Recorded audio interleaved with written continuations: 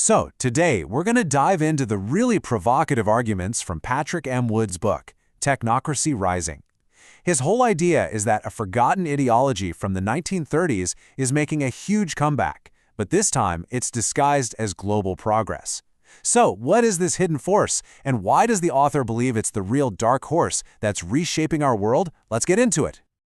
Right here, this is the core claim of the entire book.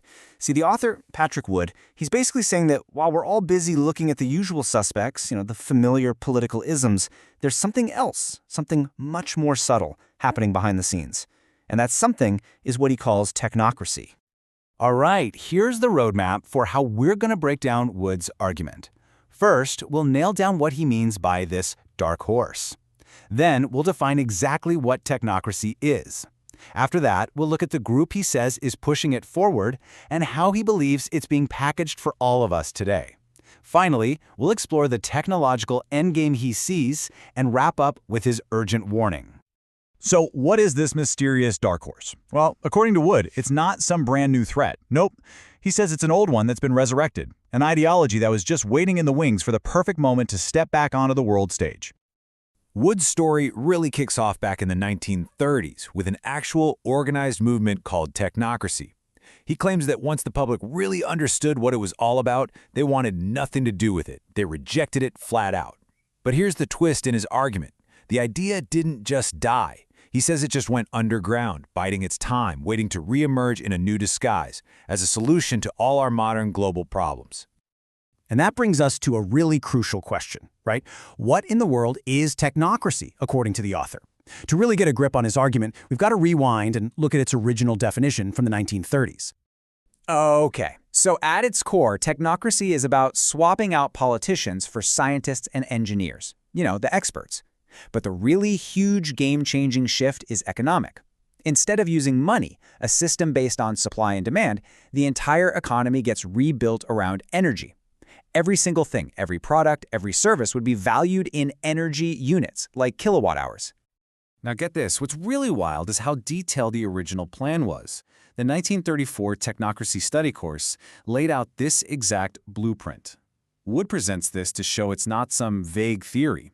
He says this is the foundation for a total top-down system, literally designed to track every single product made and every item consumed by every single person all in real time.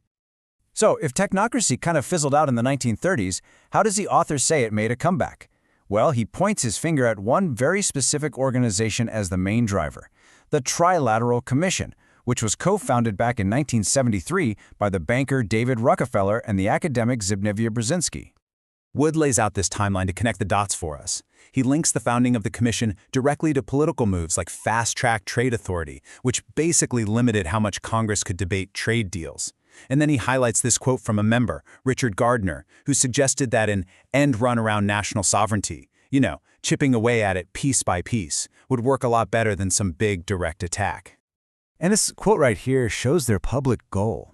Now, Wood's interpretation of this mission isn't just a friendly call for cooperation.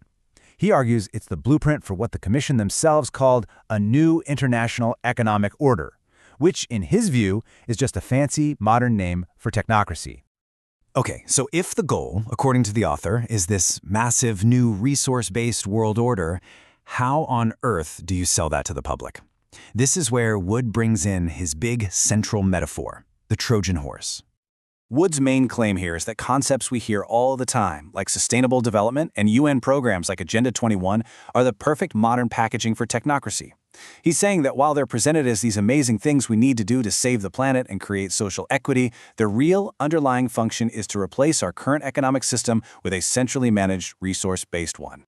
And what's fascinating is that Wood points to the UN's own language to back this up. The UNEP talks about shifting from a brown economy, where growth and using resources go hand in hand, to a green economy, where they are decoupled.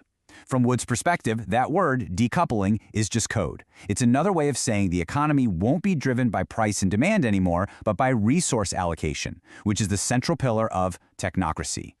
And this, right here, gets to a really critical point. What about things like private property?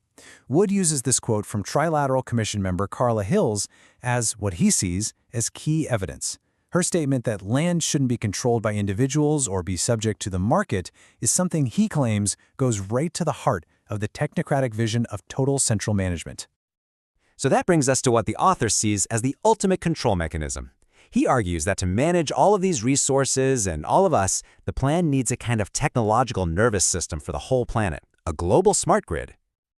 You know, the original technocrats promised a utopia, basically. A great standard of living, less work, no waste. It sounds pretty good. But Wood wants us to look really closely at that last promise on their list, a continental system of human conditioning.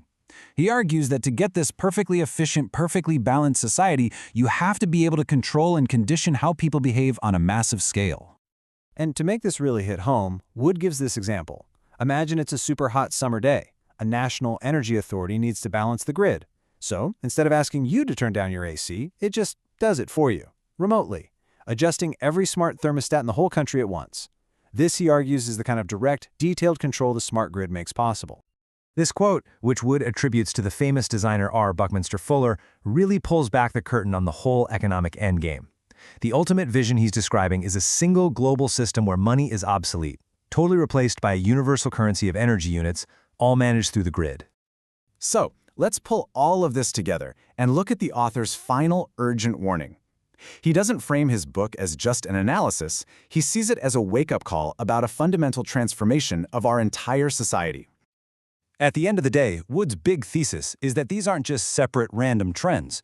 He's arguing that the shift to a green economy, the political move away from national sovereignty, and the cultural shift toward putting ultimate faith in science are all part of one single coordinated project to completely replace the foundations of society. And he wraps it all up with this quote from the philosopher Edmund Burke. The way Wood uses it, the whole point of his book is to try and shatter what he sees as a modern delusion. The idea that global initiatives for sustainability are purely good, and to instead spark a defense of individual liberty. And that really leaves us with a huge question, doesn't it? Patrick Wood's book presents one very critical view on this.